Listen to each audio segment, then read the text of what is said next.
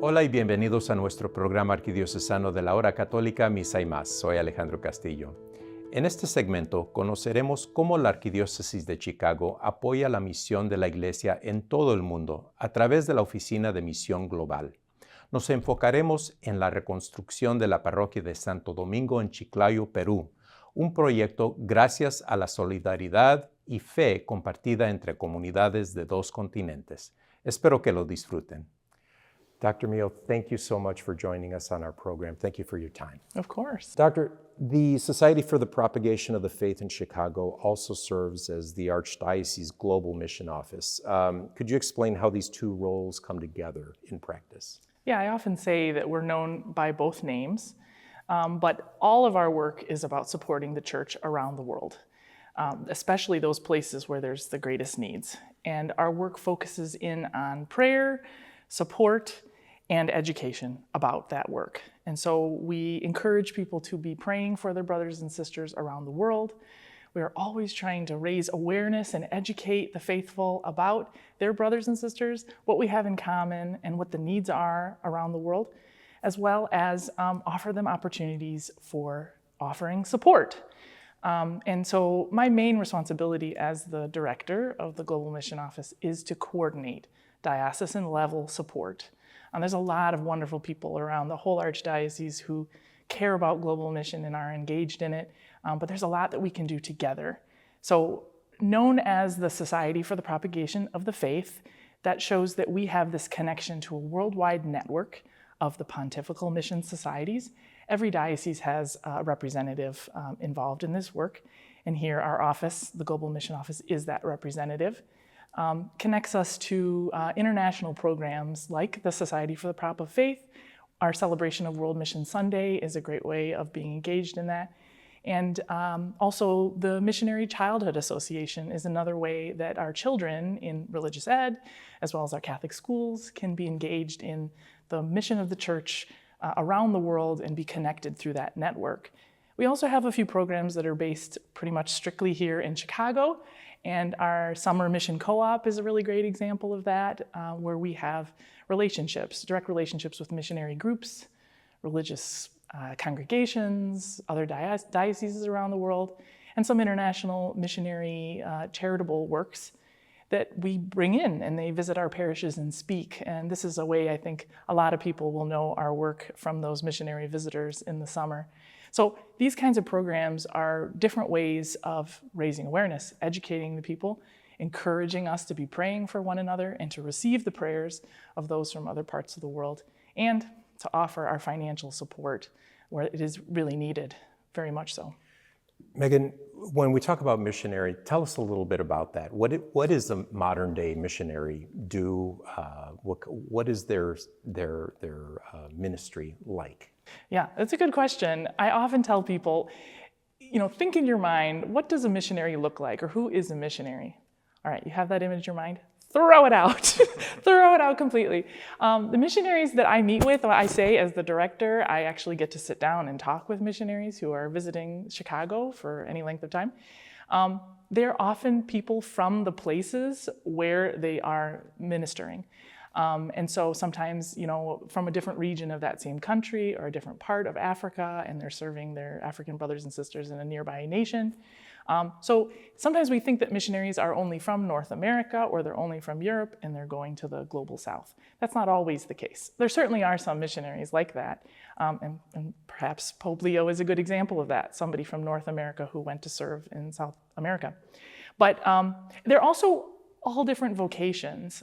Certainly I meet with bishops and priests and religious sisters, but I know a number of deacons who are amazing missionaries engaged in missionary work, as well as laymen and lay women, and even whole families with young kids who are missionaries as well, have built a relationship with folks around the world, send support, work together, raise awareness.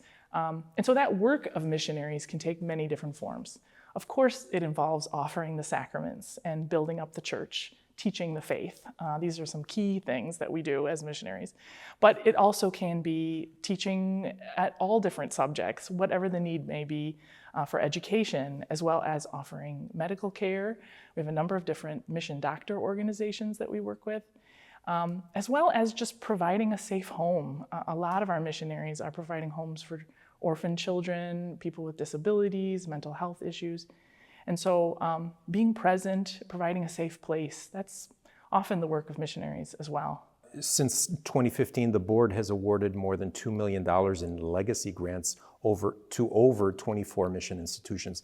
What impact have these grants had on mission communities worldwide? And this is a really special program that we have just right here in Chicago.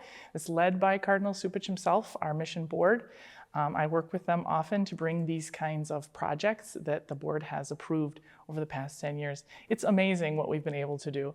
That's a big dollar amount, but in terms of the impact, it's immeasurable. It's something that I don't think we could ever put a number to.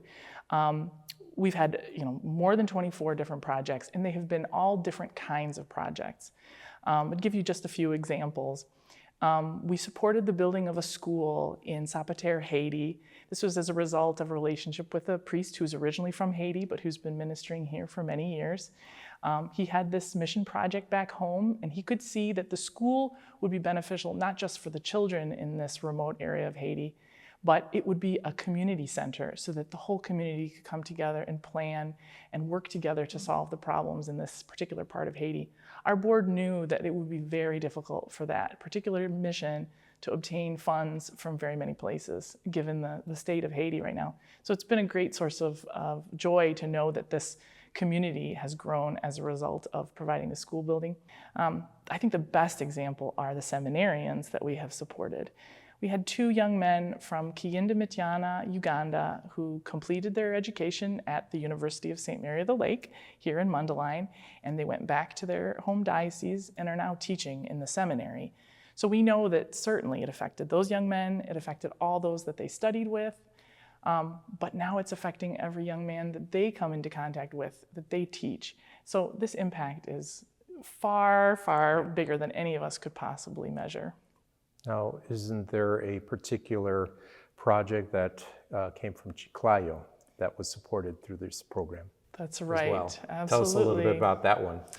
Yes, I have done my research on this one. I was the director at the time. It was in 2022.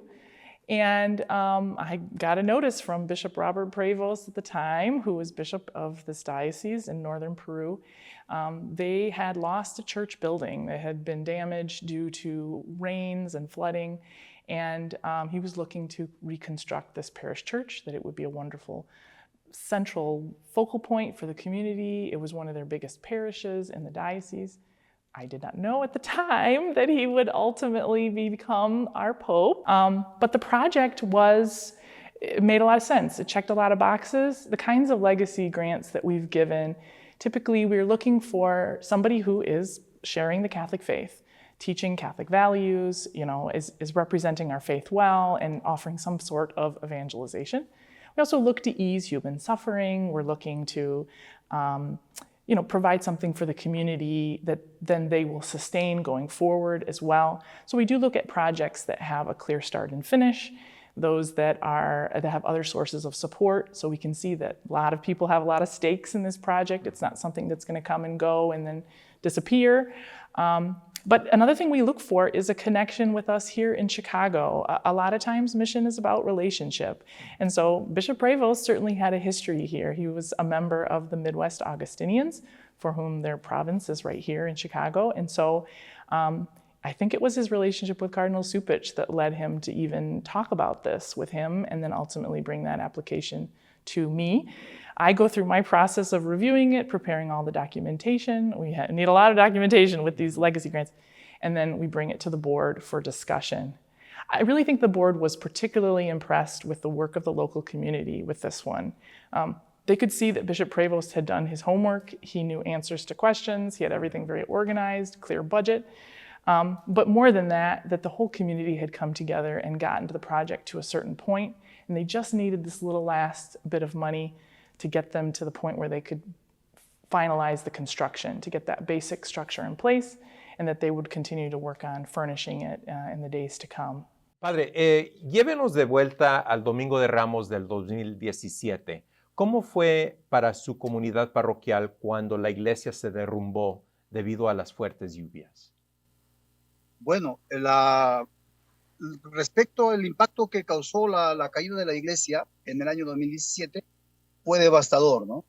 Mucha gente lloraba mirando de manera nostálgica la iglesia. Inclusive la gente estaba tal vez con las dudas si se podía volver a construir o no, porque pasaron muchos años, se hacían actividades con la gente, pero bueno, era muy poquito, no se podía recaudar, ¿no?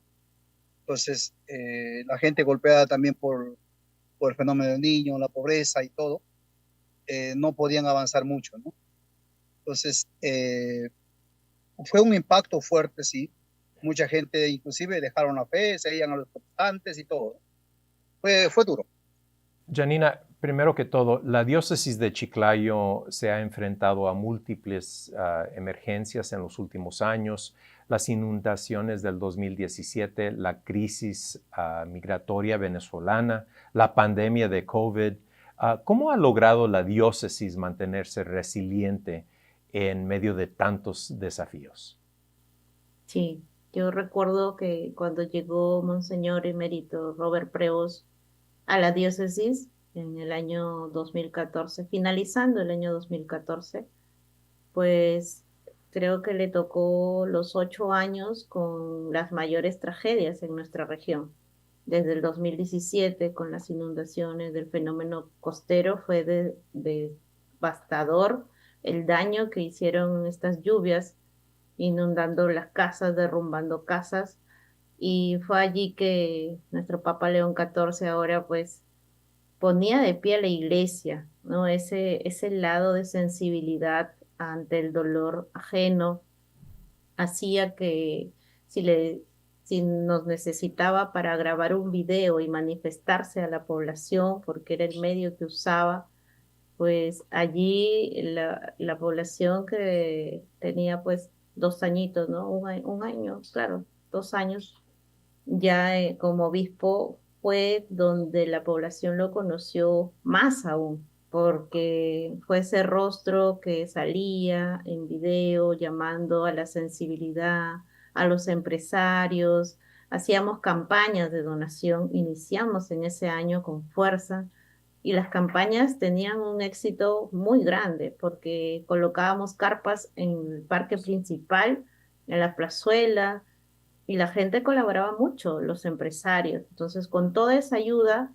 nosotros nos íbamos a las zonas a entregar la ayuda humanitaria. Pero ¿por qué tenía esa acogida nuestro obispo en esos años?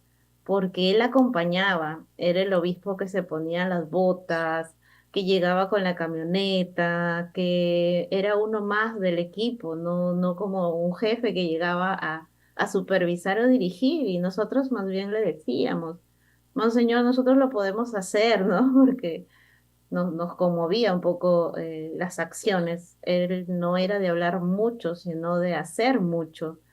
Y llegaba con su camioneta conduciendo él, que era algo que no veíamos antes quizás. Y padre, háblenos el momento en cuando usted recibió la llamada que había sido nombrado como párroco de esta parroquia. ¿Qué fue su Sí, reacción y qué fue el contexto? sí, me llamó, como digo, en esos tiempos, cuando era todavía obispo de Chiclayo, el Santo Padre León XIV. Él era Monseñor Robert, como obispo de la diócesis de Chiclayo. Y claro, me causó un poco de impacto porque yo estaba bien cómodo en Pixie, en una comunidad muy pequeña, Ujú. y estaba cómodo, ¿no? Y yo le dije, Monseñor, estoy recién 5 años, ¿no? Estoy cómodo en Pixie, estoy bien, así es que todavía no me cambio, ¿no? Me dijo, no, yo te he pensado que tú vayas a Olmos, me dijo, ¿no? Ya pues le digo, Monseñor, pero ahí no hay iglesia en Olmos, ¿no? Haciéndome el que todavía quería quedarme en Pixie, ¿no? Entonces, él me dijo, justamente para eso te he llamado, ¿no? Porque quiero que tú vayas a Olmos.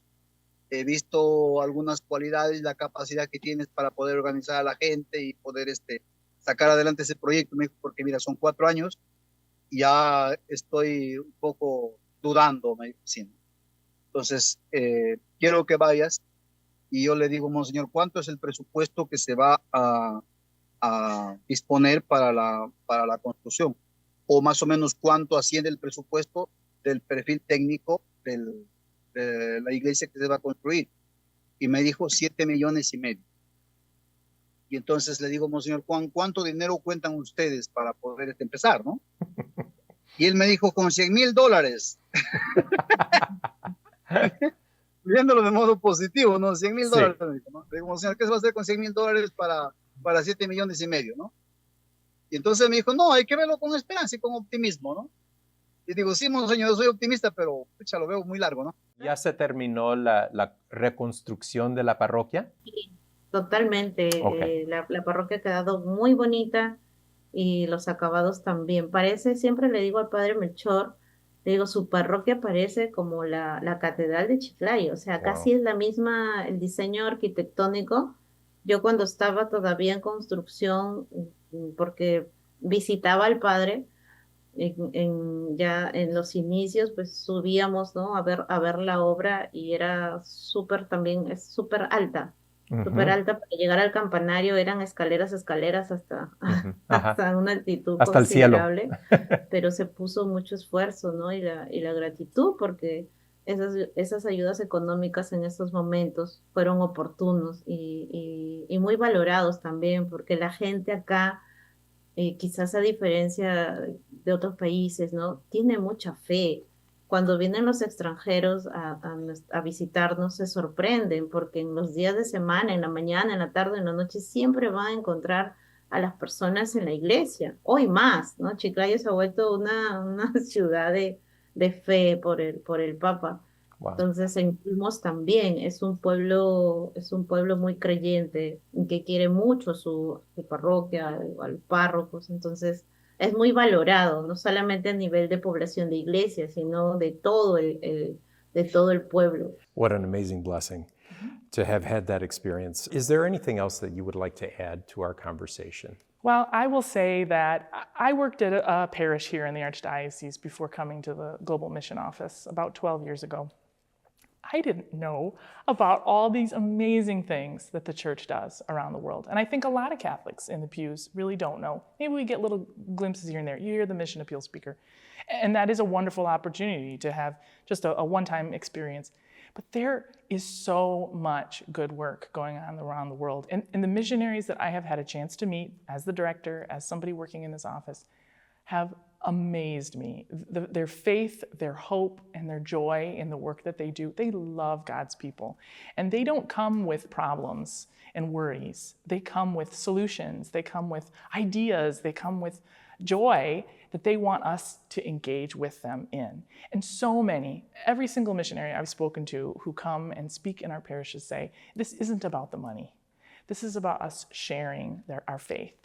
And that out of that comes all kinds of support, including financial support. But the most important thing is about us sharing our faith and praying for one another. Dr. Miel, is there a website that you can share with us so that if anyone wants to do some follow-up to this conversation, they can? Absolutely. You can learn about the work of our office and even if you'd like to, offer your own support at wearemissionary.org. And you can see there's a menu with a couple of different programs that we work with. For example, World Mission Sunday and the Missionary Cooperation Plan. And you can look at information about the Pontifical Mission Societies as well at that same website. Dr. Miel, thank you for your time. God continue blessing you in your mission. Thank you very much. Esto es todo por esta edición de la Hora Católica, Misa y Más. Soy Alejandro Castillo. Los invitamos a que nos acompañen la próxima semana cuando presentaremos información sobre el Domingo Mundial de las Misiones y cómo los fieles de Chicago se unen a la Iglesia global a través de la oración, la solidaridad y la esperanza. Espero que disfruten el resto de su día y que Dios los bendiga.